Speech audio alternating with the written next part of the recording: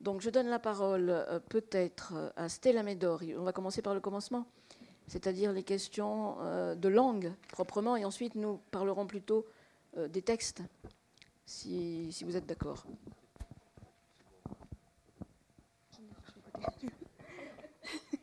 Avec deux, c'est bon.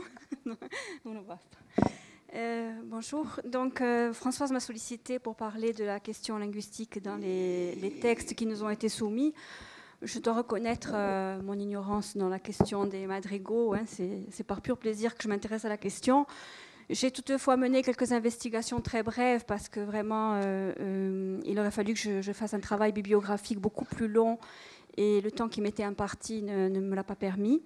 Donc, Françoise m'a posé quelques questions, notamment sur l'origine du madrigal, du mot madrigal, sur le concetto, et quelques observations sur les enregistrements. Donc, je vais vous faire part de mes remarques. Bon, je crois qu'il a été dit hier, d'après ce que j'ai entendu ce matin, que vous avez évoqué, je crois, la définition du mot madrigale hein, en Italie. Donc, je rappelle simplement deux principales acceptions, la poésie et la polyphonie. Hein. En ce qui concerne la poésie, je crois que vous l'aviez dit, hein, c'est quelque chose qui est de nature populaire, hein, donc qui renvoie au terzetti, plutôt de la tradition corse, si je peux me permettre ce raccourci.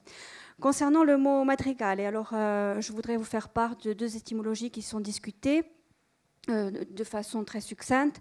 Donc la première hypothèse serait que madrigal viendrait de materiale, et une seconde hypothèse serait que ça vient du latin, donc de l'adjectif latin matricalis, qui appartiene à la matrice, dans le sens de quelque chose d'élémentaire et de primitif, de naïf. Honnêtement, en travaillant sur le matériau linguistique, ces étymologies posent quelques problèmes. Ce que je peux simplement dire, c'est que bon, il y a des formes qui sembleraient, à mon sens, aller dans le sens de matricalis, notamment les attestations en Toscane dès le XIVe siècle, hein, dans les poésies del Trecento, poésie musicale del Trecento, mais aussi dans la région de Naples, un peu plus tardivement cependant. Françoise m'avait posé la question parce que la forme madriali que l'on trouve à la même époque, donc au XIVe siècle, dans le nord de l'Italie, semble continuer, je dirais, de façon naturelle, probablement matricalis également, sachant que ça pose quand même des problèmes au niveau de la reconstruction étymologique. Alors Françoise m'avait posé la question, est-ce que madrial ne pourrait pas venir de mandriale ? Alors ce croisement avec mandrial me semble être quelque chose qui relève d'une explication qui serait plutôt tardive. On la retrouve chez le Tasso, et je pense qu'elle est de nature, comment dire, c'est une explication que l'on trouve chez le Tasso, qui doit faire référence à la nature de certaines de ces madrigaux qui ont des thèmes plutôt pastoraux. Donc, à mon avis, c'est une reconstruction tardive. Donc, moi, je penche pour l'hypothèse matricalis. Je réponds à ta question. Tardive par rapport aux premières acceptions, enfin, aux premières attestations du mot. Tu en as parlé. Bon, donc je passe. Donc sur le terme concetto, tu m'as également interrogé. Donc le terme concetto, il apparaît également chez le Tasso. Hein. C'est la première attestation que j'ai trouvée. Peut-être il y en a des précédentes, mais en tout cas, je n'y ai pas eu accès. Dans le signifié, en tout cas, qui réfère à la poésie. Il y a des attestations plus anciennes, mais elles sont plus intellectuelles, je dirais. Au niveau des corpus que vous nous avez transmis, donc pour ceux qui n'ont pas participé aux travaux préparatoires, donc on nous a transmis un certain nombre de textes. Voilà les observations que je peux faire. Dans les textes que nous a transmis Antoine, il y a dans les chants, hein, ce sont des corpus chantés. Il y a des corpus corses, oui, tout à fait. Donc, il y a quelque chose qui s'appelle Puce, qui a été rangé dans la catégorie toscan. Donc, c'est un chant qui est polyphonique. Là-dessus, François s'exprimera beaucoup mieux que moi. Simplement, ça n'est pas en toscan du tout, c'est en corse. Il y a des marqueurs lexicaux qui sont assez significatifs. D'ailleurs, le mot Puce lui-même, le mot crocho, par exemple, qui renvoie à la Corse ou à l'Italie du Sud. Donc, celui-ci est complètement corse. Con dolorosi carmi, ne fût-ce que le titre renvoie à une poésie savante, hein, donc je pense que rien que le mot carmi est un marqueur lexical fort, donc d'une poésie de nature savante.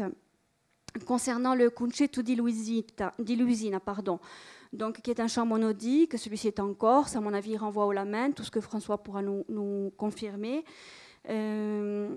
Alors ensuite, nous avons eu Et pourquoi il Diorno, qui correspond j'ai jeté un coup d'œil à Canton Austral, n'ayant pas à disposition une grande documentation. Donc, dans Canton Austral, c'est étiqueté Barbara Fortuna. Là également, il y a quelques marqueurs lexicaux intéressants, comme Il di Funesto, qui pour moi, donc c'est un texte qui est en toscan, qui renvoie pour moi également à la poésie savante. Dans le Carissimo Gugino, qui est donc des terzetti du più anno turchino, là également nous avons un texte qui est chanté en polyphonie, mais qui est toscan, teinté de corse celui-ci. Alors ce qui est assez surprenant dans ces chants, c'est que des fois on a un toscan qui est plus pur, et des fois on a quand même une interprétation d'un toscan qui est plus corcisé, par exemple dans des phénomènes phonétiques ou des phénomènes morphologiques. Sur Ecobel, là aussi, donc j'ai un texte toscan également, de registre soutenu, donc également, à mon avis, un texte qui est d'origine savante, parce que par exemple, on a des formes comme Alma et Desi, qui font référence à des textes toscans de registre littéraire haut. Sur la Madrigale et Orezinka au féminin, j'avoue être restée un peu sur ma faim parce que le texte était très troublé par le chant polyphonique. Donc je n'ai pas pu percevoir la totalité du texte. Cependant, j'ai pu le définir comme toscan. Sur le Padre, également donc une polyphonie, qui est du toscan, mais du toscan dialectal, que je qualifierais de pisan, d'après les quelques marqueurs que j'ai pu trouver dans le texte.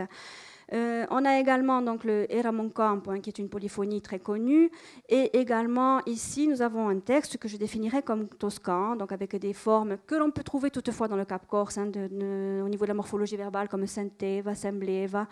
Toutefois, il y a des choses qui sont marquées également donc comme toscane, comme le ogello, et la diva, diva appartient au registre savant également.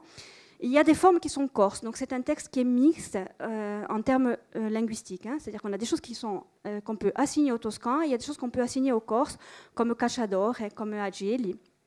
Et il y a également un marqueur linguistique qui m'a semblé intéressant, c'est le mot scopio, qu'on retrouve en corse sous la forme stiopu.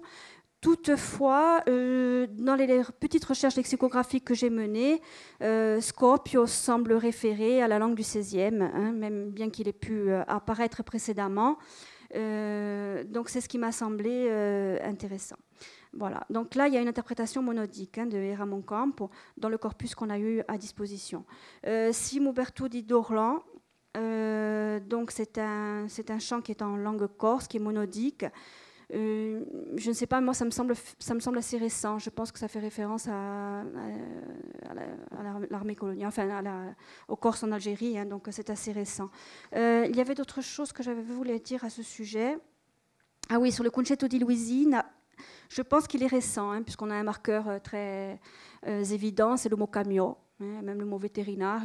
Donc, je pense qu'il ne faut pas aller le rechercher dans la poésie italienne du XVIe siècle, mais bien dans une création corse relativement récente. Donc, le mot concetto est intéressant, mais par rapport aux questions que tu te posais, donc il est probablement entré en Corse comme le mot madrigal et donc le mot madrigal est en Corse, apparemment il vient d'Italie septentrionale, comme il s'est imposé en Toscane et en Italie, je pense à partir du XVIe, il faut que je vérifie mes notes, ça c'est certain.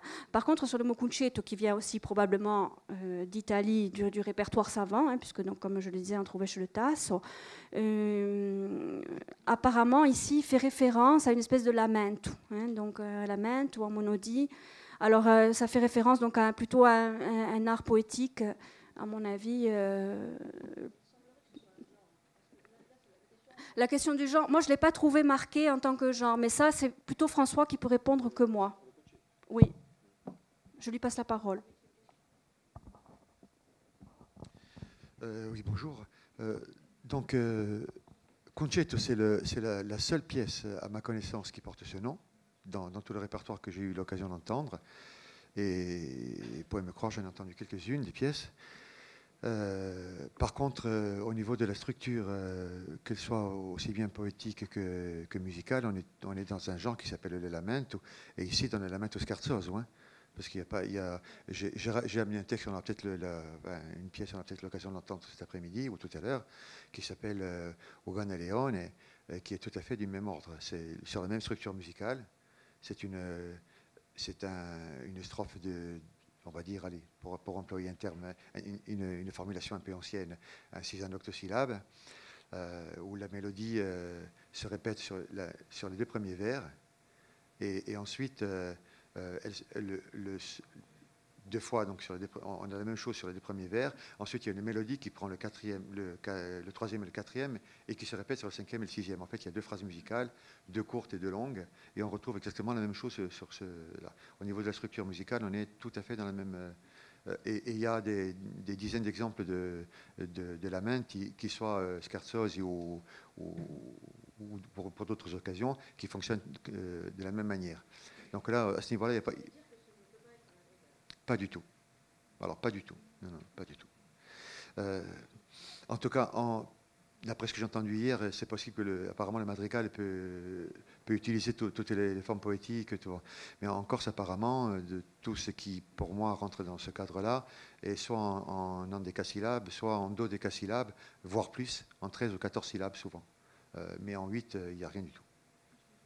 Ouais, je passe le micro. Je vous ai fait part de mes notes de façon un peu confuse, mais je crois que si vous avez perçu mes observations, j'ai l'impression que ce qui relève de ce qui pourrait être défini comme le madrigal, et qui donc à la fois serait polyphonique et pouvant se définir d'une certaine poésie savante, donc tout est par rapport à la question de la langue en toscan, même si c'est un toscan qui parfois est matiné de Corse. Donc à mon avis, il y a une origine qui est vraiment, on peut dire, florentine ou toscane de ce genre en Corse. Et savante, hein, parce qu'il y a des marqueurs lexicaux qui sont indiscutables.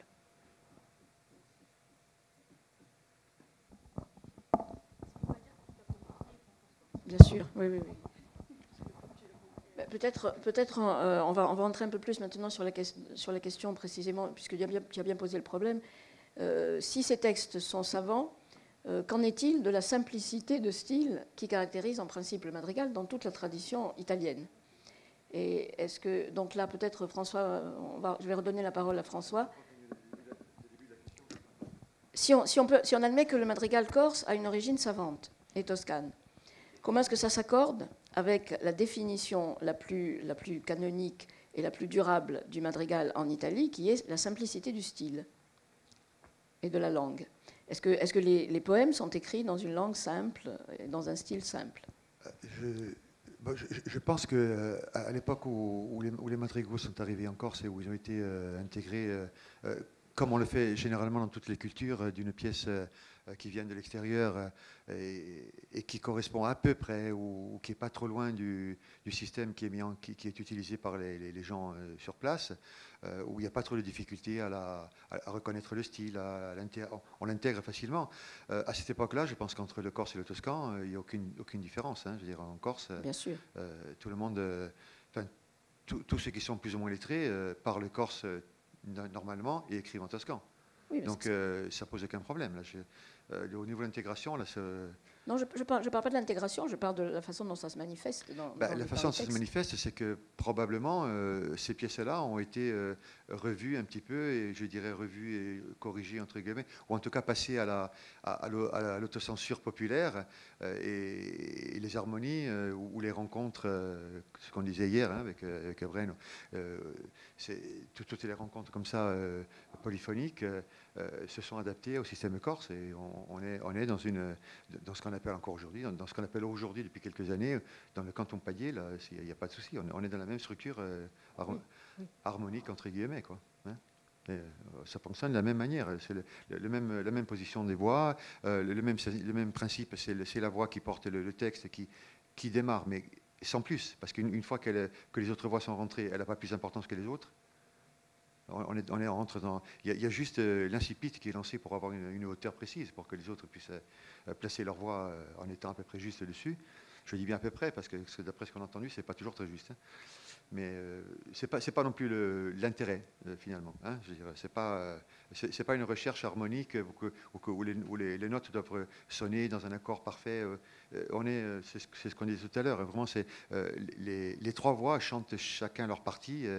Et il y a des moments où elles se rencontrent, et quand elles se rencontrent, en général, il vaut mieux qu'elles soient justes. Mais bon, c'est pas toujours le cas, mais bon. Hétérophonie, voilà. On est plus en hétérophonie homorythmique.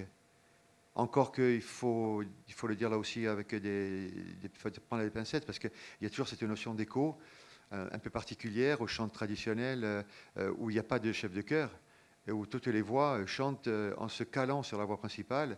Et généralement, il y a toujours un léger décalage. C'est microsecondes, hein, c'est tout petit, mais il y a toujours le décalage de la voix qui va attraper la syllabe un peu décalée.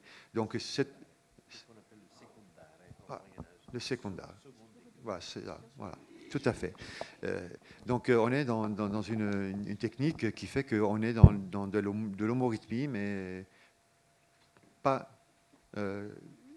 comment tu as dit tout à l'heure que non, mais dans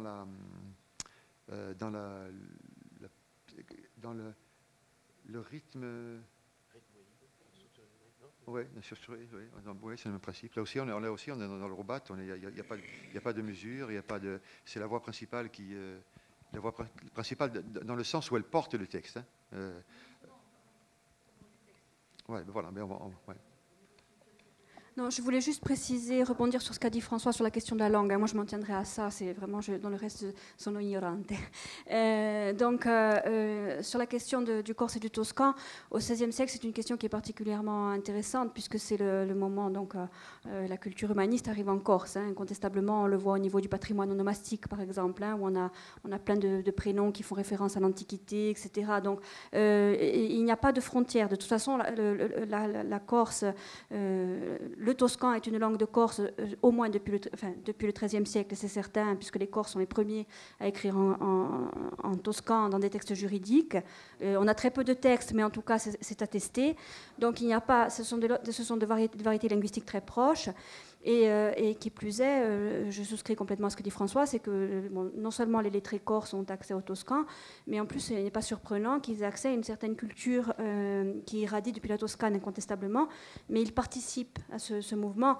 Évidemment, on n'a pas ici des grands auteurs comme on a pu en avoir en Italie, mais ce qui est certain, c'est qu'il n'y a pas de rupture ni au niveau de la langue, ni au niveau de... Il y a continuité, comme l'a bien dit monsieur Boccadoro ce matin, tout à l'heure, donc, entre les registres savants et populaires. Hein, il y a continuité. Toutefois, donc, cette poésie est quand même marquée pour moi comme savante, bien qu'elle ait pu être complètement intégrée pour des raisons de contexte culturel, comme quelque chose qui est rentré dans la culture corse totalement.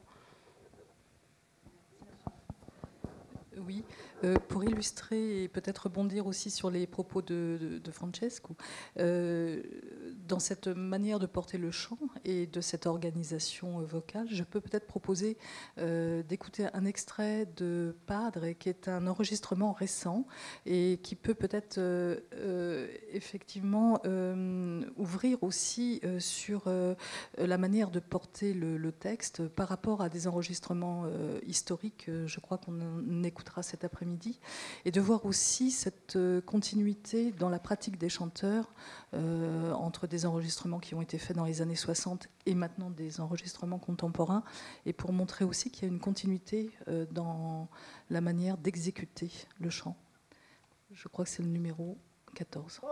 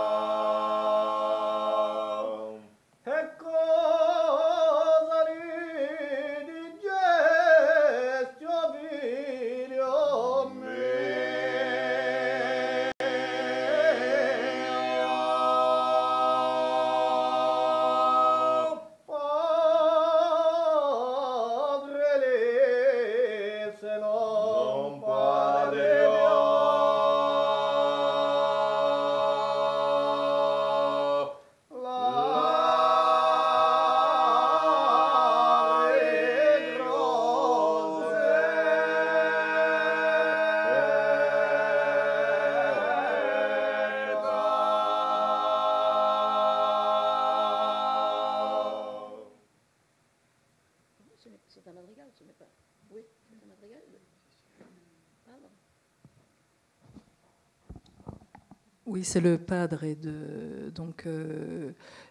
collecté donc là en mars 2009, toujours à Tali ou Isulach, et donc dont Stella Medori a dit qu'il était en toscan dialectal et avec des origines pisanes.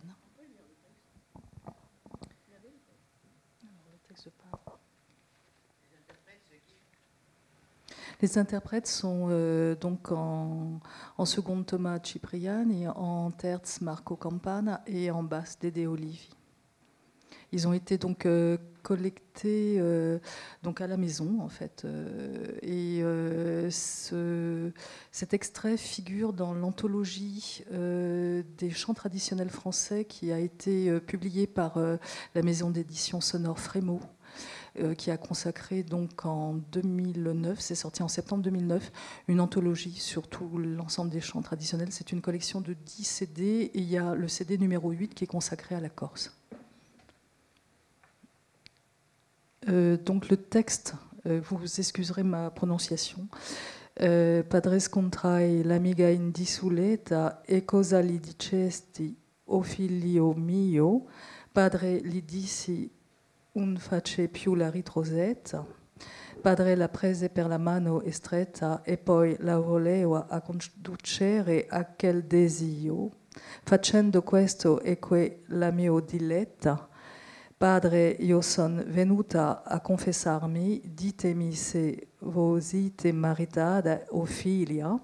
Padre, veduva so senza famiglia, assoltavemi voi, Padre pietoso, che Dio mi solvera, se a me portate a parlare con la brava mi son accorso.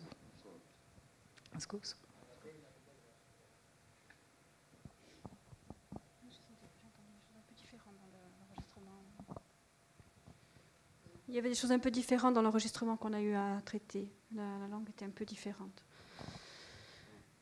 Il y avait des variantes. L'autre était beaucoup plus marquée comme pisane. Ouais.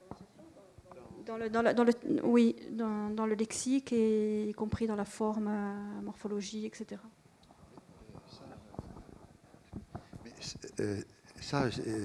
Lorsqu'on travaille comme ça sur des fonds de tradition orale, comme ça sur les enregistrements, des fois on a 7-8 versions différentes, parce que il y a le texte d'origine, et après il y a tout ce qui est transmis, qui est déformé. Souvent les gens qui chantent ou qui apprennent à entendre des mots qu'ils ne connaissent pas, ils le remplacent par un qui ressemble à peu près à ce qui est bon. Donc il y a toutes ces transformations qui se font, et après on arrive à des versions. C'est sûr que plus on va avancer dans le temps, et plus le texte sera courcisé. Je pense qu'il y a des raisons aussi prosodiques, c'est que des fois, pour coller on va dire à la ligne mélodique, à un moment donné, on va transformer pour être vraiment dans le rythme. Oui, il y a aussi des raisons musicales, forcément. Oui. Ça, on le perçoit.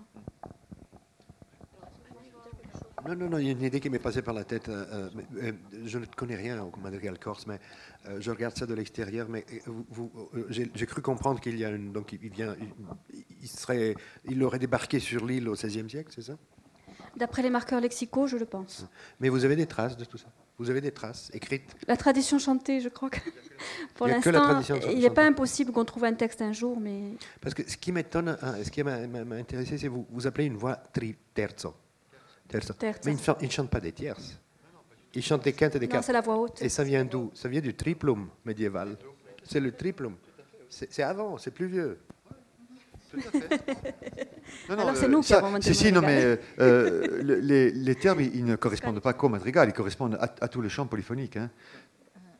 Je ne sais pas si c'est clair pour tout le monde pourquoi c'est plus vieux, parce que la tierce est arrivée dans le madrigal au XVe siècle. En Occident, en France, en Italie, etc., la polyphonie médiévale est comme la vôtre. C'est les consonances parfaites. Et alors la terza, il n'y a pas de tierce, mais ça veut dire que ce terzo renvoie à la troisième voix, et non pas à la tierce. Et non pas à l'intervalle, mais à la position de la voix, bien sûr. Parce qu'en Corse, les voix s'appellent basso, seconde et terce, et il y a une région de Corse où on dit prima, seconde et terce. La basse, celle du milieu, et là. Voilà. C'est la façon médiévale de consonance. Tout à fait, prima, seconde et terce. Voilà. Oui, peut-être 2 mots sur le texte. Moi, je ne suis pas musicologue, je ne suis pas vraiment linguiste non plus.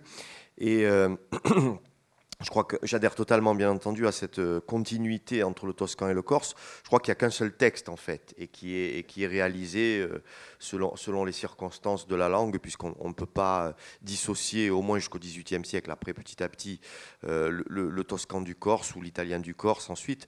Mais en même temps, sur la simplicité du style et sur les textes mêmes. Même s'ils sont réalisés de façon libre, soit plus il y a un curseur entre le toscan et le corse, soit le texte est réalisé plus vers le corse, soit il est réalisé plus vers le toscan, selon sans doute les classes sociales. En tout cas, c'est pas tant, c'était là au XIXe siècle. Je prends l'exemple de Picone. Picone, c'est un instituteur du XIXe siècle qui est lettré en toscan, donc qui n'est pas un instituteur de la Troisième République, e qui compose Un lamento Juan Camedo. Il lamento di Juan Camello. Et là, on voit très nettement que le lettré corse réalise un texte en toscan et qu'ensuite, il va être réalisé pendant des décennies sur un curseur comme ça. Del mio palazzo coperto a verde fronde va devenir dal mio palazzo, dal mio palazzo coperto a verde fronde. Et tout ça va varier jusqu'à être chanté et à être intégré totalement dans l'oralité et transcrit petit à petit. Moi, j'ai retrouvé les étapes des textes aussi, dont les derniers sur Internet. Il va finir par être transcrit pratiquement totalement en corse. Donc, au niveau de la création, il y a bien une langue savante, il y a bien une origine savante, et je serais incapable de le contester de toute façon. Mais en même temps, du point de vue sociolinguistique, il doit y avoir nécessairement une créativité qui peut invoquer aussi la simplicité du style et des textes qui sont totalement ancrés dans le terroir, textes d'amour, textes paysans, etc. Ecco Bella, et Ramon Camp, ou Padre, tout ça entre parfaitement dans cette idée-là. Et bien entendu, le texte, et ça c'est un des... Voilà, je termine là-dessus. C'est une des valeurs de l'oralité, c'est que le texte n'est pas monolingue, de toute façon. Dans la musique traditionnelle et la langue corse. J'ai presque envie de dire que la langue corse n'est pas une langue monolingue, mais ça paraît aussi de l'ordre de l'évidence. Voilà, je voulais apporter cette précision. Pour répondre à Alain sur les corpus, moi j'ai eu un peu cette frustration de ne pas pouvoir travailler justement sur plusieurs versions en dehors de quelques enregistrements, mais on n'a pas pu travailler sur plusieurs versions pour pouvoir confirmer cette idée-là. Concernant les textes que j'ai pu consulter dans Canton Austral, je me suis rendu compte que dans les transcriptions des enregistrements, il y avait des corsisations. Par exemple, dans E pur giunto quel giorno, qui est nommé comme ça dans le corpus qu'on a eu à étudier, moi je suis désolée, j'entends Ecco il giorno è di funesto, et on parle de E pur giunto quel giorno, et pas quel giorno. Il y a un moment donné, il y a une corcisation qui est aussi poussée. C'est-à-dire que, bon, il y a d'une part la tradition qui fait qu'à un moment donné, on va interpréter... quand on va interpréter, par exemple, il y a des phénomènes phoniques, hein, quand on entend un phonème phonétique, hein, quand on écoute ces enregistrements, des fois il y a par exemple des sonorisations de consonnes, etc., qui reflètent le corse, mais la texture est quand même profondément toscane sur ces textes. Bon, en même temps, il y a des questions aussi qui se posent. Par exemple, bon, comme tu le sais bien, le toscan assumait le registre véhiculaire. Quand on étudie les textes du corse depuis le XIIIe jusqu'au XIXe siècle, voire plus loin, hein, si on a une tradition continue, dans la mesure où une tradition continue, le toscan de Corse est très souvent dialectal. Ça, il n'y a pas de problème. Donc, je veux dire, le contact des langues aussi, il est perceptible dans la tradition écrite de la Corse, en toscan. Qui plus est, Donc c'est un toscan matinée de Corse, un italien matinée de Corse, hein, parce qu'à partir d'un certain moment donné, on peut parler d'italien dialectal. En outre, il y a des questions aussi qu'on s'est posées avec Françoise, enfin avec les gens avec qui on a travaillé quelques heures avant cette journée. Par exemple, lorsqu'on retrouve des textes écrits en toscan par des Corses qui n'ont pas été chantés, est-ce qu'à un moment donné, simplement, le toscan était la langue qui permettait de transcrire le corse, ou est-ce qu'à un moment donné, il n'y a pas eu des textes écrits en toscan en corse, interprétés en toscan? C'est une question sur laquelle on ne peut pas répondre. Il n'est pas dit que les madrigaux qui sont marqués comme d'un répertoire savant au niveau de la langue, hein, provenant de Toscane, qui sait si quelque part ils n'ont pas été écrits, au moins partiellement en corse. On ne peut pas répondre, simplement parce que les Corses avaient accès à cette tradition savante et avaient accès à ce registre de langue, en tout cas les plus cultivés d'entre eux. Juste un mot, parce qu'il ne faut pas en faire un débat linguistique et sociolinguistique non plus, parce que ce n'est pas le thème.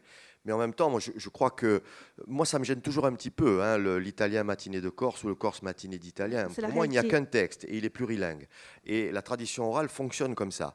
Je ne vais pas introduire de hiérarchie entre ce qui est à l'origine et ensuite matiné. Ça, moi, sociolinguistiquement, ça ne me convient pas du tout. Après, ça peut se discuter. En même temps, là où tu as raison, c'est que le curseur, selon qu'il est mis vers plus de corcisation du texte ou moins de corcisation du texte, il est sur des lignes ou des points qui sont idéologiques à un moment donné. Tu as raison.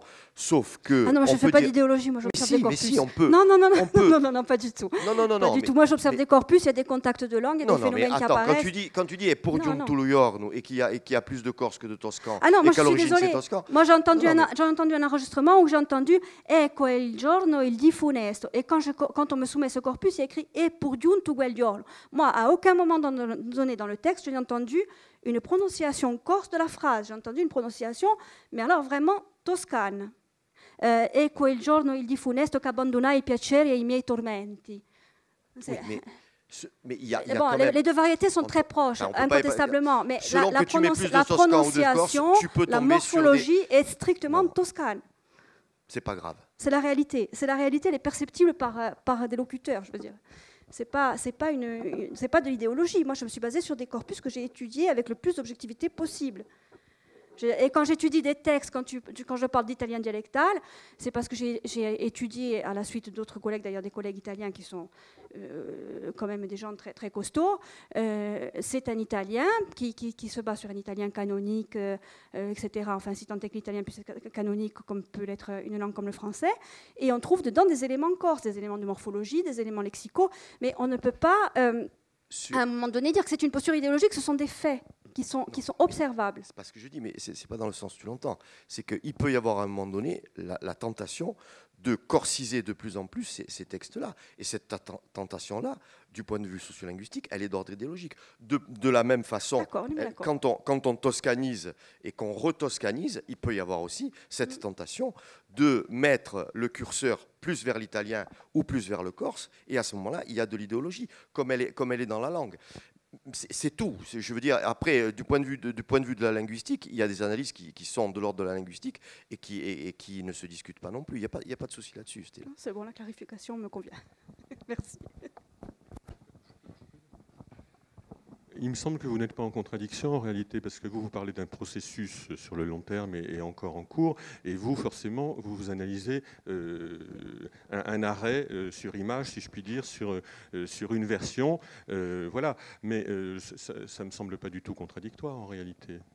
Voilà. Le seul problème que ça pose par rapport au processus, c'est que justement, tous ces arrêts sur image, si je puis dire, que constituent les enregistrements, ils finissent par agir comme des textes, comme des partitions d'une certaine manière.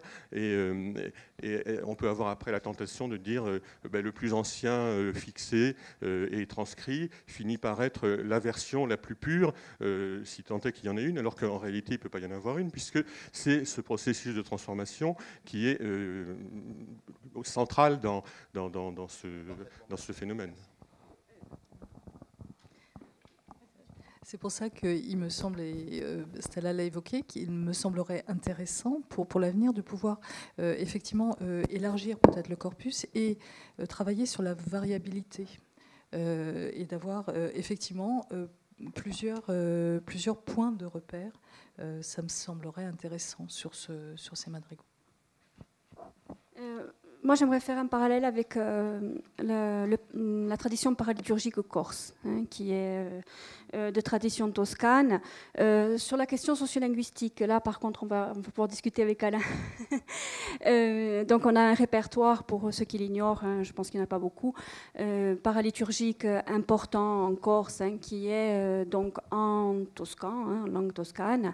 Notamment par exemple dans les chants de procession de la Semaine Sainte. Je pense à ça en particulier parce que chez moi c'est quelque chose qui est très évident.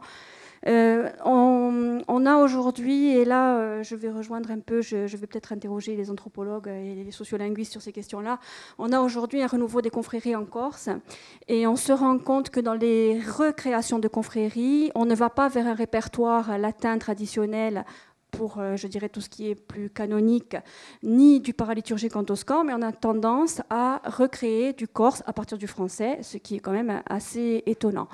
Donc, par exemple, j'ai assisté à l'office de la Saint-Martin à Patrimonio, donc l'office de la vigile, qui est en théorie chez moi, donc dans tout ce qui est office, office des ténèbres, office de type monastique, donc c'est de la tradition latine. Et là, on a quelque chose qui est en Corse. Donc, d'ailleurs, il y a des textes que j'ai eu du mal à identifier, y compris le Pater Noster a été traduit en Corse. Donc, il y a une espèce de construction nouvelle d'une identité qui se fait vers le Corse, mais en rupture totale avec une tradition qui est une tradition religieuse pluriséculaire, qui est donc en latin et en toscan. Donc ça pose quand même des problèmes en termes de qu'est-ce que c'est que la tradition et sur quoi elle s'enracine et comment on la construit. Parce que là, c'est de la création qui est pratiquement ex nihilo par rapport au passé culturel de la Corse.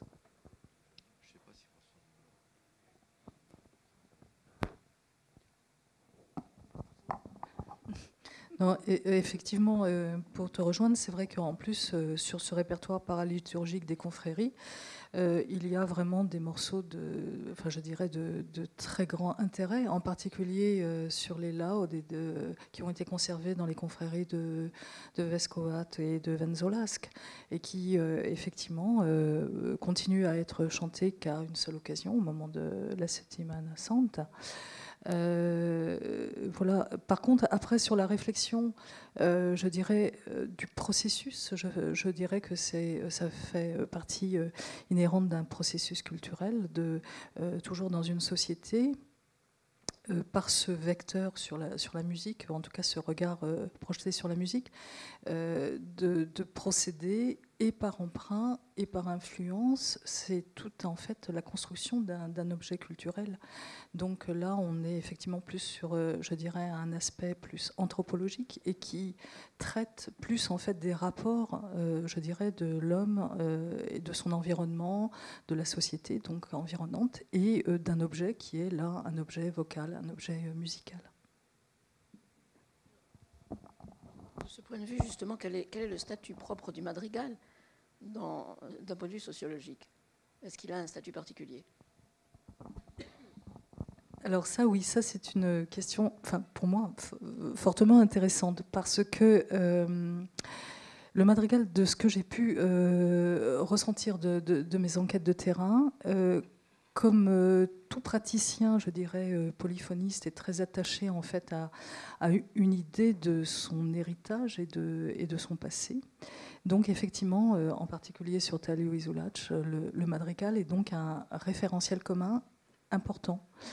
La question, elle est aussi un peu en creux par rapport aux interventions d'hier. Qu'est-ce qui fait que maintenant on se pose la question du madrigal en Corse, et ce séminaire en est aussi la manifestation. Cet intérêt renouvelé ou recréé par rapport au madrigal, voilà, peut-il être je dirais, un vecteur de préoccupations qui ne sont pas des préoccupations liées au texte, mais qui sont des préoccupations plutôt sociétales. effectivement, qui lie le patrimoine, la création, la recréation en tant que processus, et qui se focaliserait sur un vecteur expressif qui serait le madrigal. Ça me semble être une question très intéressante. Si ce n'est pas lié au texte, c'est lié à quoi? L'expression, justement. Puisque est-ce qu'il ne faut pas revenir précisément à ce qu'était le statut du madrigal à la Renaissance, où on disait que le texte était l'âme de la musique. Là, on a l'air de considérer qu'on oublie le texte finalement. Est-ce que le texte, ça signifie une thématique, une langue, un style? Et là, est-ce que vous avez des réponses? Enfin, je ne sais pas si je peux répondre directement à la question, mais j'étais en train de me poser la question de savoir si, dans la période du Riacuiste, ou à partir des années 70, donc en Corse, où on retrouve le madrigal et où il est dans un ensemble traditionnel qui est réhabilité, revalorisé et emblématisé. Hein, c'est ce que je disais tout à l'heure. Et du coup, il pouvait être un petit peu plus recorcisé dans le propos de tout à l'heure.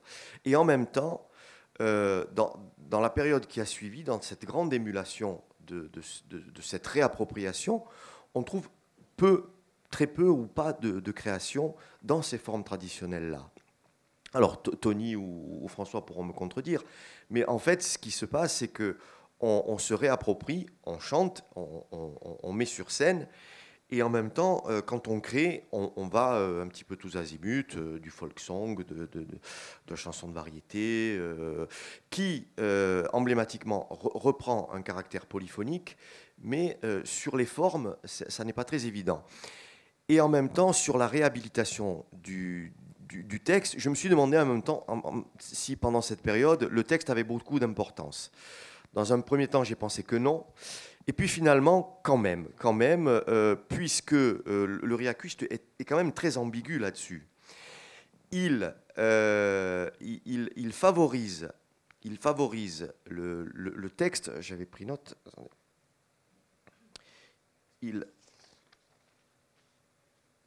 y a une tentation de la distinction, Il y a une tentation de la distinction entre le poème et la chanson, parce qu'on veut valoriser certaines formes, parce qu'il y a un certain nombre d'érudits qui interviennent ici et qui disent qu'il doit y avoir transgression. L'autunario, le vers en 8 pieds, ça suffit, il faut passer à verso sciolto, etc., etc. Parce que l'autunario, c'était la norme. C'est un des projets du Riacuiste. On va dans un premier temps vers la dissociation du chant et du poème pour valoriser la littérature moderne. Et en même temps, les poètes ne trouvent écho et valorisation qu'à travers le chant, puisque les Thiers, les Fousines, les Rocchi, les Franchi passent par ce biais, et les poètes deviennent paroliers. Donc du coup, et comme c'est la tradition dans le Hers ou en Corse, c'est à la fois l'air et le texte, on n'en sort pas non plus, et c'est sans doute une bonne chose, puisque les poètes sont nécessairement paroliers, et la plupart en font la preuve. Pour moi, le moment où ça devient une évidence, c'est quand finalement Patrizia Catagica arrive à mettre en musique Jacques Thiers, puisque Jacques Thiers entre dans cette tradition moderne du verso sciolto et qui fait des poèmes très courts, sans rythme.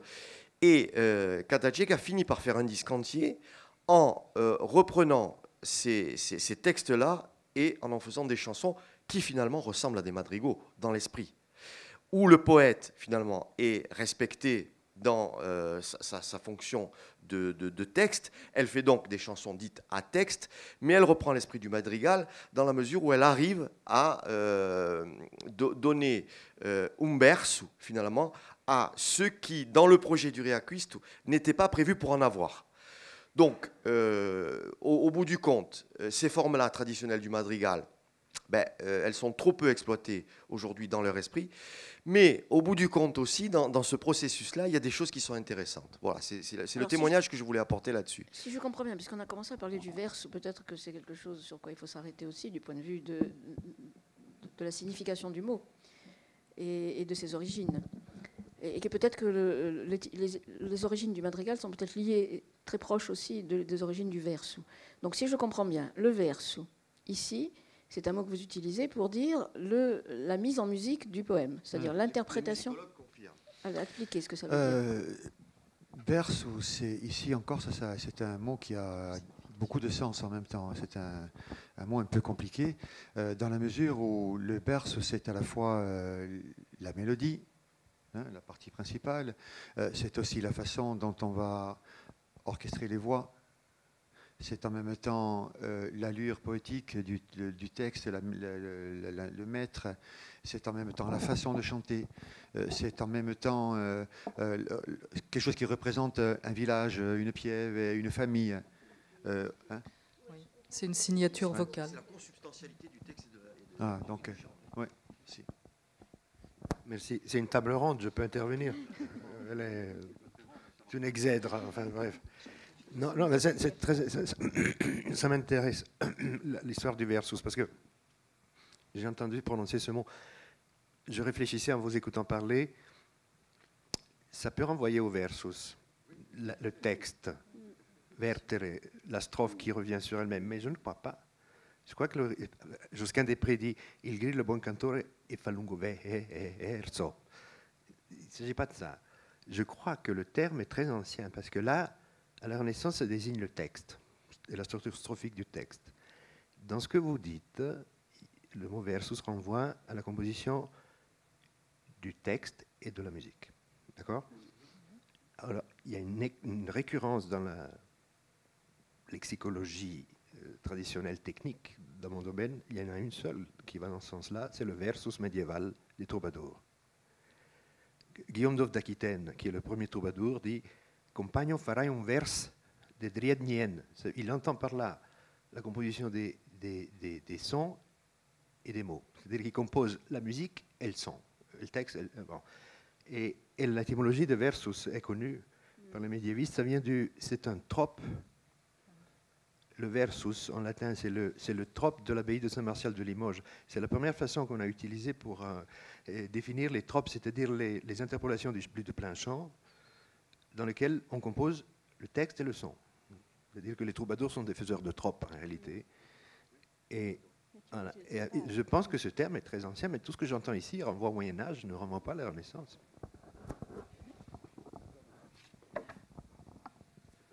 Je voudrais juste faire une remarque par rapport à ce qu'a dit Alain sur le riaquiste, où je m'éloigne du versus, qui est pourtant m'intéresse énormément. Dans les enregistrements qu'on a eu à écouter, ça c'est plus une observation que je fais, on note quand même par rapport à des esthétiques contemporaines qui sont plus, je dirais, pardonnez-moi la trivialité commerciale, un travail esthétique depuis le riaquiste qui est énorme. Quand on entend les vieux enregistrements, notamment les premiers disques de Canta ou les corpus qu'on a eu à étudier, esthétiquement, il y a quand même un monde qui s'est creusé. Enfin là, François est plus habilité que moi à en parler. Voilà. Bon, sur le verse, il y aurait beaucoup à dire. On en reparlera. Oui, ben, en plus, encore, cette plia en l'entrouverte, c'est prendre une autre route aussi. Et là aussi, on est encore dans l'étymologie la plus archaïque. Oui, et puis il y a une acception musicale, technique. Oui, tout à fait. Ben, il y a le verso courante. Mais comme je l'ai dit hier, le madrigal, l'origine du madrigal remonte à l'association initiale de la musique et de la poésie. Et la tradition du madrigal en Italie a toujours été liée et reconnue à la Renaissance comme étant liée aux origines de cette union de la musique et de la poésie, c'est-à-dire à la nécessité aussi que la poésie, pour être efficace, et c'est exactement ce que tu décris, continue à être l'âme de la musique. Et donc, il semblerait qu'il y ait ici encore quelque chose qui est la trace de ce qui est certainement très ancien, qui peut-être est revenu à travers, en passant au XVIe siècle par la Toscane, mais qui venait déjà d'ailleurs, parce qu'il a déjà été introduit en Toscane, peut-être par les Provençaux, c'est une des hypothèses sur l'origine du madrigal qui est formulée, ou alors de Sicile, ou des deux, parce que ça communiquait. Ce qui est sûr, c'est que tout communique, et que non seulement la relation entre musique et poésie est consubstantielle, et ce que le verso dit, d'après ce que je comprends et ce qui me paraît très important, Mais aussi, il faut considérer que non seulement la langue corse est plurielle, mais que toutes les langues et que toutes les traditions sont faites par définition et par nature, sont des mélanges. Donc c'est là qu'il faut creuser. Et c'est là que le madrigal me paraît être un objet vraiment d'étude particulièrement intéressant, parce qu'il est précisément, il semble être le lieu de condensation de toutes ces questions, à la fois. De même que dans la pratique, qui semble être celle qui est ici celle des chanteurs en Corse, le madrigal reste à la fois un objet particulièrement traditionnel, c'est-à-dire que c'est par fidélité à une tradition qu'on continue à le chanter pour préserver, conserver quelque chose, mais qu'en même temps, ça reste un lieu d'expérimentation et de variation permanente. Donc ça, il y a là quelque chose, mais est-ce que c'est, justement la question que je me pose, c'est est-ce que le madrigal a un statut particulier par rapport aux autres padielles sur ce plan? Sur Taille, en tout cas, de mes observations, effectivement, quand les chanteurs sont engagés dans une action vocale par rapport à un madrigal, ils savent bien qu'ils chantent, je dirais, autre chose qu'une padielle. Et ce qui m'a étonnée, on parle là peut-être d'esthétique. Il y a une manière en Corse de dire, je crois qu'ils sont très attachés aussi à la manière de réussir un chant. Et ils disent, ils sont contents d'eux quand cette intrication mélodie et texte est particulièrement bien faite. Et sur le Wers au détail, c'est vrai qu'il y a une recherche d'un accord harmonique qu'on tient assez longtemps. Et il dit, ah là, le chant a bien sonné, et sonabe. Et donc, ça veut dire, et on a bien porté le chant. Donc, il y a cette recherche esthétique qui me semble relativement manifeste. Mais là, on est tout à fait dans une des définitions du mot berceau. Parce que c'est le berceau, c'est le berceau de Taïsola, même les padiers. Il n'y a pas beaucoup d'ornements dans les voix. Par contre, l'accord qui marque les cadences, enfin les rencontres entre les voix sur les accents importants de la phrase poétique, sont tenus très longtemps. Mais ça, voilà, donc ça c'est un des aspects du verso. On dit, quand on entend chanter, on dit, il n'y a pas de doute, du verso di Daglio. On le sait. En même temps, c'est une question. Hein. Je me demande si, du point de vue quand on entend une padielle en Corse, in che verso la abbia? Ma pia o verso di Dorezza o verso di Bon, je me demande si on peut se dire la même chose pour un madrigal. Oui, on va se le reposer cet après-midi, mais on ne peut pas vraiment pas se la poser, parce qu'apparemment, il n'y en a pas 50. Hein. Il y en a quelques-uns du côté de Taglio, il y en a peut-être un reconnu en Balagne, et peut-être un à San Damiano. Donc, San Damiano. Donc on ne se pose pas la question. Quand on chante sauf si on fait la violette, si on chante un madrigal, on prend le berceau de Taille. Oui, je ne veux pas de la padielle parce que voilà, Bren est intéressé par le mot. Donc déjà, la padielle, c'est le terme qu'on utilise pour couvrir d'un point de vue générique toutes les formes chantées en polyphonie. Donc on dit canto in padiella, le chant sous forme de padielle. Hein. Alors au niveau de l'étymologie, il y a eu pendant très longtemps, on a pensé que c'était, et c'est sûrement vrai, que padier, là ça vient de padio, qui veut dire père, ça vient de part latin, donc bon, et que donc c'était forcément un couple de quelque chose, donc de voix, de machin, enfin bon. Voilà, 3 fois 2 vers, 3 fois. On a commencé d'abord par une explication musicologique, que la musique aurait été à 2 voix et que subitement une troisième serait venue se poser pour faire ce serait une padielle. Donc en fait un couple à 3 voix. Bon.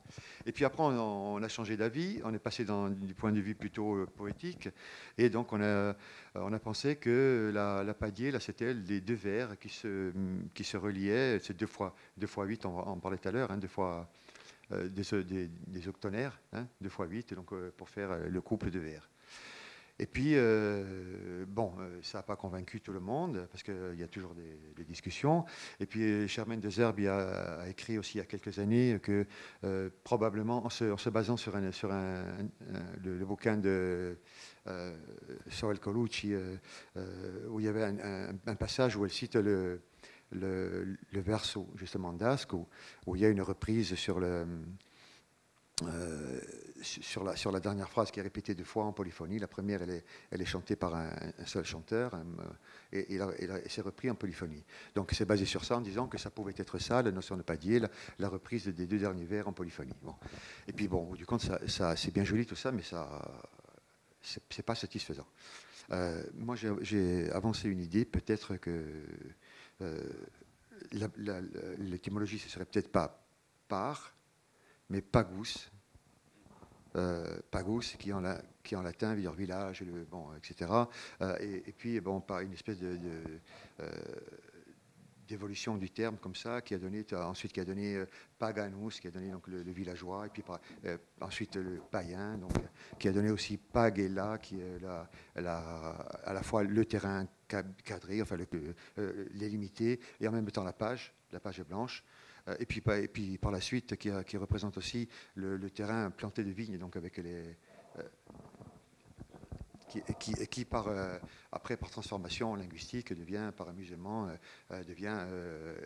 on sait que le G se transforme souvent en Dieu en Corse, donc puisque Gallo va donner Dial, ou Galine va donner Dialine, Giallo va donner etc. Donc j'ai avancé l'idée que ça pourrait peut-être venir de là, et que ça donne Pagella devienne Padiella. Donc représente en fait le chant du terroir, le chant du voilà. C'était. Tony Casalonghi demande la parole. Je lui passe. On lui donne volontiers. Merci, mais c'est pour raconter une anecdote. En 1975, donc ça remonte déjà loin, en 1975, au même endroit et au même moment, étaient réunis ceux dont on peut dire aujourd'hui, ils ont malheureusement disparu, qu'ils étaient parmi les piliers ou parmi les racines sur lesquelles tout le réacquiste s'est greffé dans le domaine du chant, Dion Santo Moretti et Giulio Bernardini. Ils étaient au même endroit et ils avaient chanté, les Ruzzini qui avaient chanté des Padielli et des Terzetti, évidemment, les Taglini qui étaient à l'époque Giulio Bernardini, Pippo de Mari, et un des jeunes frères, très jeunes frères Bernardini qui faisait la terce, avait chanté des Padielli, évidemment, et des Madrigali. Et moi qui étais assez ignorant de ces choses-là, j'aimais ça avec passion, mais je ne savais rien de ces choses-là. Après les avoir entendus annoncer una Padiella, un terzetto, un madrigale, je m'approche d'eux et je leur dis, parce que je n'entendais pas les différences. J'écoutais ça du point de vue de la musique et je ne voyais pas les différences, et je leur ai demandé, mais vous pouvez spiegare la différence che c'è tra una Padiella, un madrigale et un terzetto? Et je me rappelle très bien que c'est Bernardini qui m'a répondu, oh Tony, è semplice, a Padiella e a Padiella.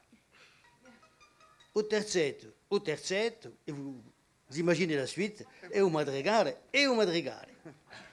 Alors, j'ai fait semblant de comprendre, mais du coup, ça m'a amené à chercher. Et effectivement, une des hypothèses que François rappelle à propos de la Padiella, parce qu'à propos du terzetto, c'est extrêmement simple, il n'y a qu'à regarder la forme poétique. Une strophe de 3 vers en décasyllabique, c'est le terzetto dantesque. Là, pas de problème. Reste le madrigale et la Padiella. Et alors, pour avoir entendu à différentes occasions, et pas toujours au même endroit, et dans des endroits parfois pas très honorables, des milliers de Padielli, je me suis aperçu que assez souvent,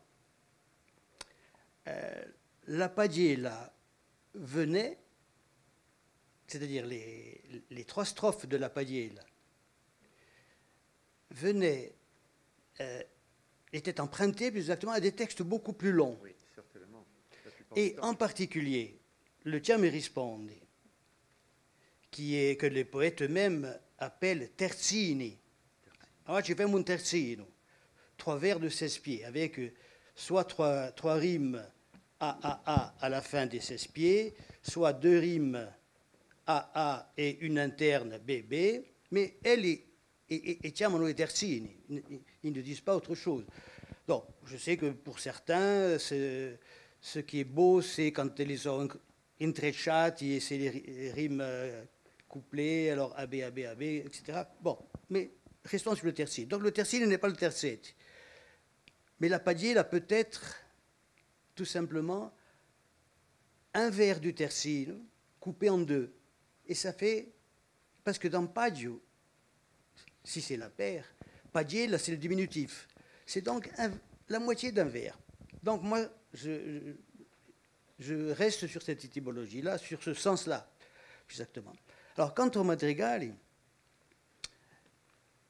je dois dire que moi, je n'en connais que 3. Ils sont tous les 3 de Taglio. Et c'est extrêmement récent et merveilleux que maintenant, dans toute la Corse, on chante les madrigales. Mais vraiment, Ecobella, e Ramuncampo, et Padre, c'est Taglio, punto final.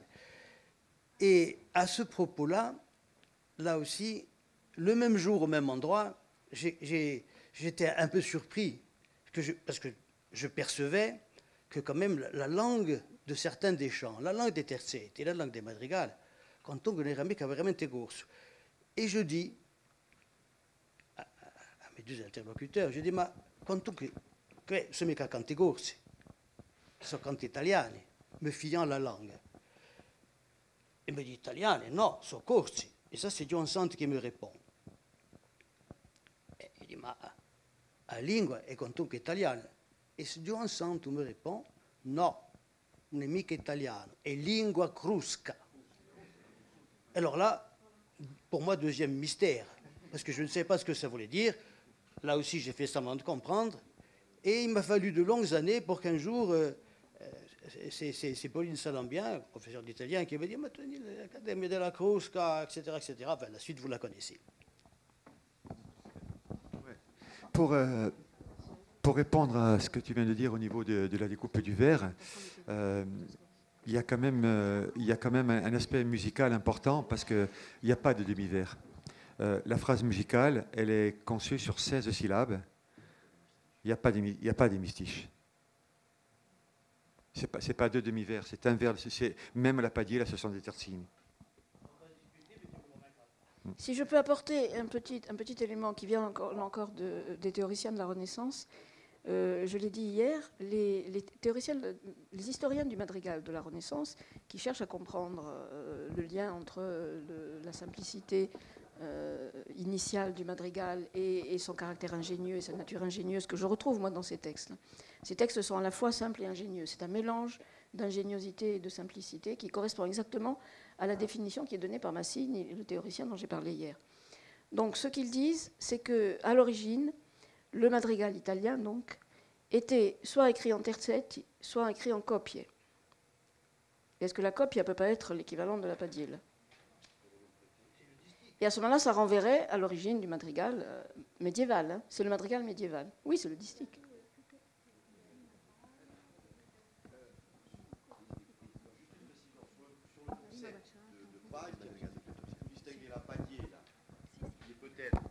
Un référent sur 2 vers, du padiolo qui lui réfère à 2 voix.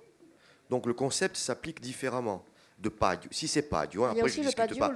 Les linguistes sont plus au fait que moi pour identifier les étymologies, mais en musique traditionnelle corse, on distingue bien ce qui relève de la padiella et qui s'appliquerait au conditionnel à 2 vers qui en général agissent, sont en 3 stroufettes et de 2 vers comme ça, et qui sont en général des extraits. Il y a une sorte de filtre d'anthologie que l'on chante de textes beaucoup plus longs. C'est très net. Hein. Et le padiolo, par contre, se distingue de la polyphonie en 3 voix, puisque le padiolo, c'est 2 voix à ce moment-là. Et il n'y en a pas beaucoup dans la tradition corse. Moi, j'en connais qu'un, mais il peut y en avoir plus. Moi, j'en connais 2, mais je ne suis pas convaincu par le mot padiolo. Hein. Je ne suis pas convaincu. Je ne suis pas convaincu parce que je ne l'ai pas... Letteramama di un padiolo. Si canta un padiolo.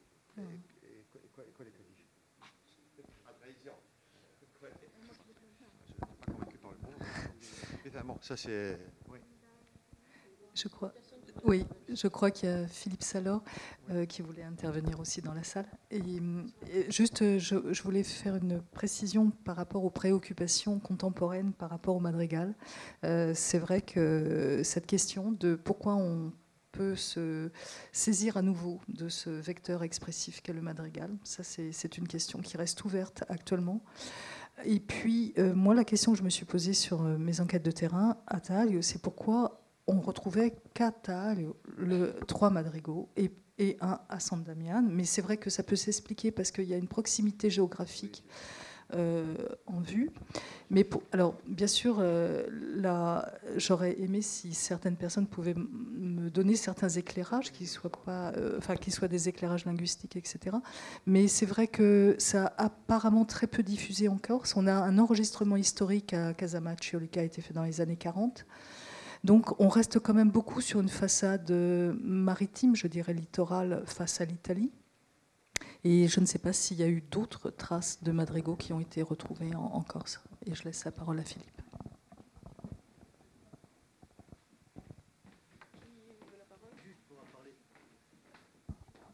Le madrigal balanin n'est pas reconnu comme tel par ceux qui le chantent. À Violette, non, on l'a baptisé madrigal, mais eux, le Perel et Oncanto, en plus c'est un chant vraiment italien. C'est vrai.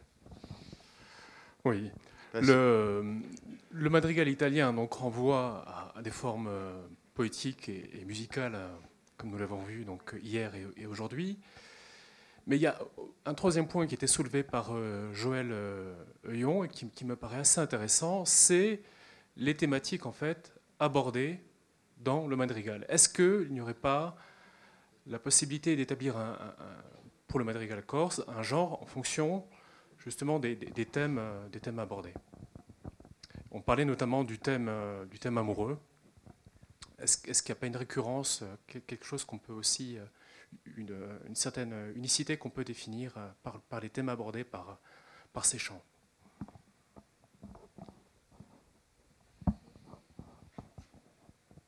Oui, apparemment, là, les trois, voire même la Violette, qui n'est pas reconnue comme telle par ceux qui le chantent en Malagne. Hein. Bon, c'est intercette alors, parce que c'est intercette. De toute façon, si ce n'est pas un madrigal, c'est intercette. Ce sont à chaque fois des thèmes sur l'amour. Hein. Et à chaque fois, c'est le départ en guerre, ou alors c'est la chasse, c'est là, je vais à la chasse et je trouve une charmante dame qui dort au milieu des fleurs. Bon, il y a toujours l'allégorie comme ça, hein, donc on est tout à fait dans les thèmes des madrigaux du XIVe. Hein. C'est ce qu'on appelle aussi la caccia ou la chasse en français. On est dans le même registre. Hein. Pour la chasse, vous faites allusion à Era in un campo, c'est ça? Oui, mais c'est une chasse amoureuse en même temps. C'est une chasse amoureuse, voilà. Oui, c'est ça. Oui, c'est une chasse amoureuse. Oui. Parce que moi, j'ai eu trois textes avec plus de fichiers musicaux, mais trois textes. Et il y a une chose qui est classée Terzetti Rusinchi, Dove si, dove stai, qui pour moi est une lettre amoureuse avant que Monteverdi ne la conçoive, qui est assez extraordinaire. Oui, donc au niveau thématique, je suis d'accord, sauf que dans le déroulement de Era in un campo ou Dove si ou Ecobella, il y a dans le texte une forme téléologique, pour le coup, qui se voit un peu mise à mal par la mise en musique. Voilà, puisque du coup on rend strophique une chose qui n'est pas pensée, même si c'est regroupé en un certain nombre de vers, il y a un récit qui a une continuité et qui, contrairement à ce qui se serait passé dans une version madrigalistique musicale en Italie, où on aurait eu une musique originale qui accompagne le déroulement du texte dans sa spécificité, et donc avec une figure et des figures adaptées à la nouvelle proposition textuelle. Là, finalement, ça ne sera pas le cas, mais bon, c'est le débat de cet après-midi, si j'ai bien compris. Donc, voilà. Pour ce qui est de la thématique, précisément les théoriciens du madrigal dont j'ai parlé hier, de la Renaissance, insistent beaucoup sur la liberté des thèmes du madrigal. Statistiquement, quantitativement, il est certain que dans la transmission qui en a été faite, le madrigal est essentiellement amoureux. Mais il existe au XVIe siècle des recueils de madrigaux poétiques, de textes uniquement, donc sans partition, sans référence à la musique, mais qui probablement étaient édités, publiés aussi pour servir de matière première aux musiciens, qui sont des anthologies rassemblant des textes d'auteurs différents et classés thématiquement. Il y en a un qui s'appelle le Gareggiamento Poetico, dont j'ai parlé hier, qui date de 1611, qui est classé précisément par thème pour montrer que le madrigal admet tous les sujets. Et donc, mais parmi les thèmes les plus souvent traités, il y a donc dans la rhétorique amoureuse elle-même le départ, qui est le plus fréquent, la séparation, la lontananza. Il y a le lamento.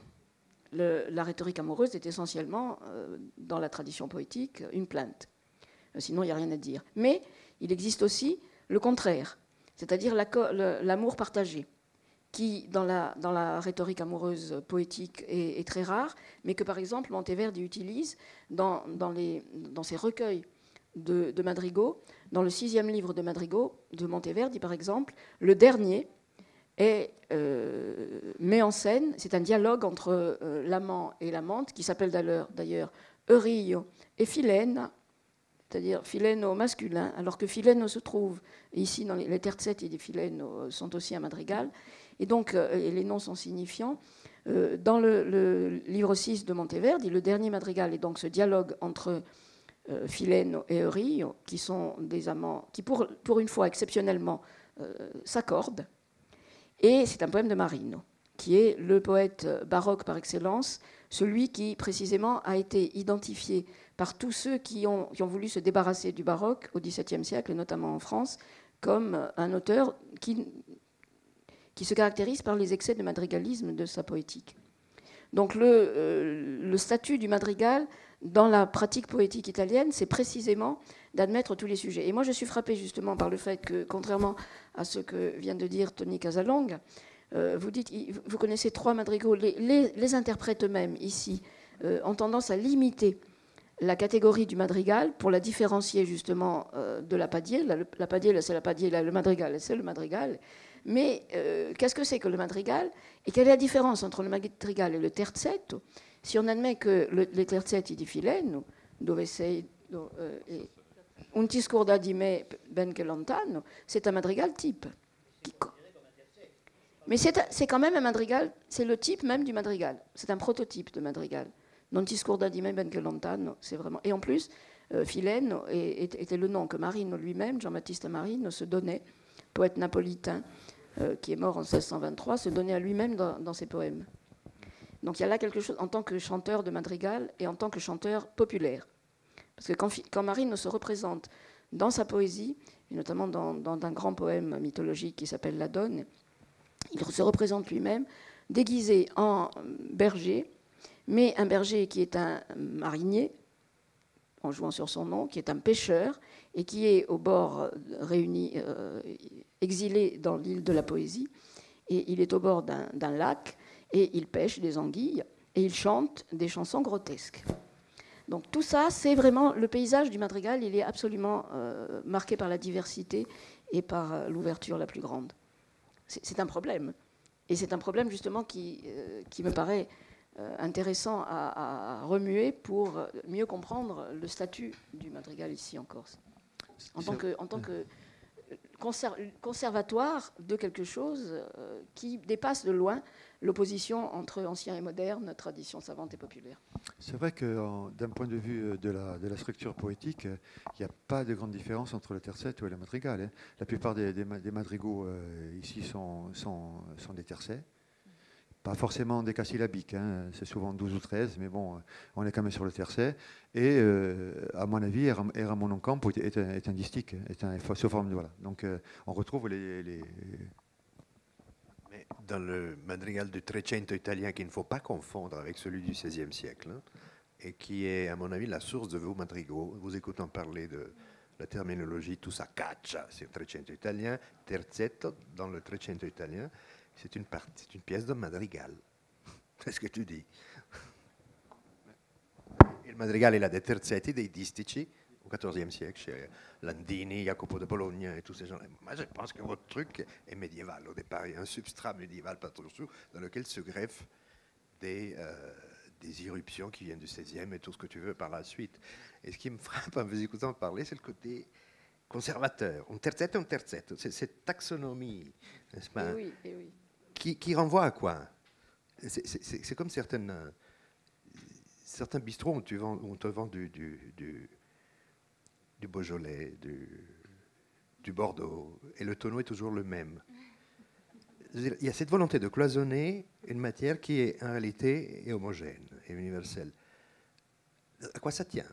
Moi, j'ai l'impression que c'est votre musique à vous, c'est votre identité. Je veux dire, on veut pas de variation là-dedans. C'est un terzetto, una padella, enfin, comme vous l'appelez, una padella. Ça veut dire que ça a été... Ça ne veut rien dire si ce n'est, c'est ça, et ne cherche pas à comprendre. Et ne franchit pas la limite qui pourrait brouiller l'identité de cette musique. C'est notre musique. Oui, mais elle est plurielle, Bren. Ouais. Je ne connais rien à votre musique, mais j'aime bien vous entendre parler. Ce mot d'esprit, un terzetto, madrigal et au madrigal, et ça veut dire que ça a été transmis comme ça, sous ce nom. Mais ça veut dire que ça a été transmis sous des noms différents. Que la même chose a été transmise sous des noms différents. Et moi, je voudrais faire une autre proposition. Je crois que l'extrait de Dante, du Purgatorio de Dante, qui a été enregistré par Jean-Paul Poletti en 99, et qui a été transmis par les bergers de Guagno. Si les bergers de Guagno ont prélevé dans la Divina Commedia il s'agit en réalité de 4 terzetti, pour en faire una padiella, je crois qu'ils en ont fait un madrigal. Parce que précisément, ils ont obéi à cette pratique du madrigal qui était, et là encore ça se confirme dans ce que vous avez dit, qui est ce sont des morceaux de texte. On peut très bien, le madrigal, comme ça admet toutes les formes, tous les thèmes, tous les maîtres, c'est la forme qui autorise aussi de prélever, comme l'a fait Monteverdi avec l'épopée du Tasse, avec le Combattimento, de prélever dans le texte de Dante une séquence qui correspond thématiquement, puisqu'il s'agit d'un chant de transhumance. Les bergers de Guagne en ont fait un chant de transhumance parce que Dante dit, voilà, quand on est en montagne et qu'on sort du brouillard et qu'on voit le soleil, voilà l'expérience que lecteur, moi, je suis en train de faire quand je monte au purgatoire. Et les bergers ont reconnu dans ce type d'expérience-là quelque chose qui est de l'ordre de l'imitation de la nature, comme tu disais, et qui est en même temps l'imitation des anciens. Chanter Dante en padiella, en madrigal, c'est quelque chose qui s'inscrit dans une tradition qui est corse, profondément. Et c'est là qu'il y a quelque chose qui doit être connu et analysé. Je voudrais juste rebondir sur ce qu'a dit Tony tout à l'heure. Je vais un peu dévier par rapport à ce que tu as dit. Simplement, comme je le disais avec le professeur Boccadoro, on sait que la Corse, elle a conservé des choses, des registres savants italiens. Hein, donc, tu dis la Divina Commedia, aussi il Tasso, hein, beaucoup de choses qui ont été conservées dans la tradition, qui ont été complètement intégrées et transmises et intégrées dans la tradition corse. Sur la Crusca, puisque visiblement il y avait une question à ce sujet, donc en Corse il y a une expression qui dit parlam Crusca, qui dit un toscano di garbuccia. C'est une façon amusante de se moquer des personnes. La Crusca, ça fait vraiment référence à l'Accademia della Crusca, qui a fait il vocabolario della Crusca, qui est la construction de la langue italienne qui se fait à Florence. Et donc c'est vraiment une référence quand même à, encore une fois, un répertoire académique savant. Mais bien que Crusca est une acception plus ample, mais ça fait vraiment référence à la Toscane et à l'Accademia della Crusca. Est-ce que quelqu'un veut intervenir encore? Sinon, nous allons déjeuner tous, bien sûr. Là, hein, il y a un petit spuntino qui nous attend dans le couloir. Et nous reprenons à 2h. Alors, il faut reprendre à 2h. Il faut que nous ayons fini cet après-midi. Il faut qu'on soit au musée à 5h, c'est ça? À 17h, il faut qu'on soit au musée. Donc, il faut qu'on ait fini un peu avant pour avoir le temps d'aller au musée visiter l'exposition. Donc, il faut que nous reprenions à 2h. Oui, quelqu'un veut intervenir?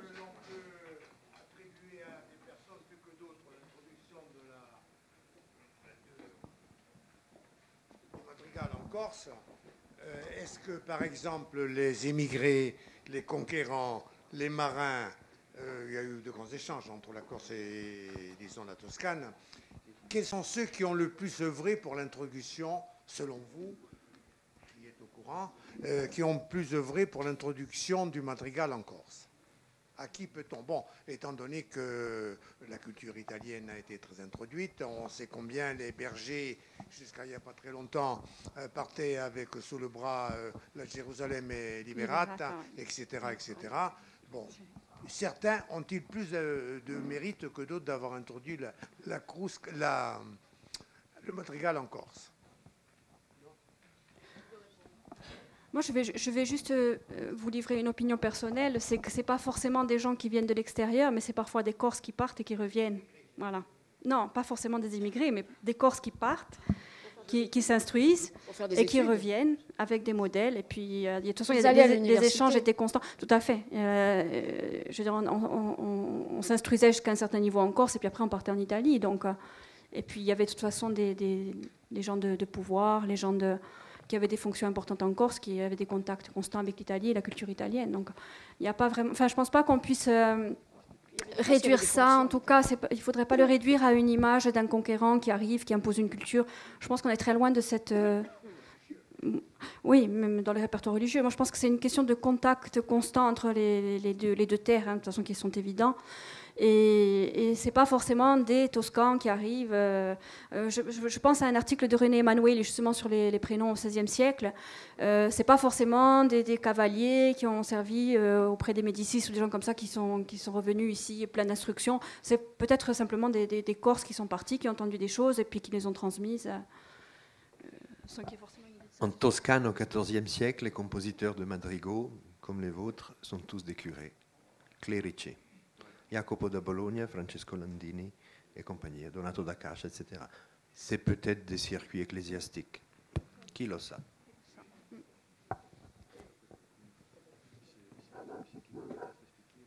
Peut-être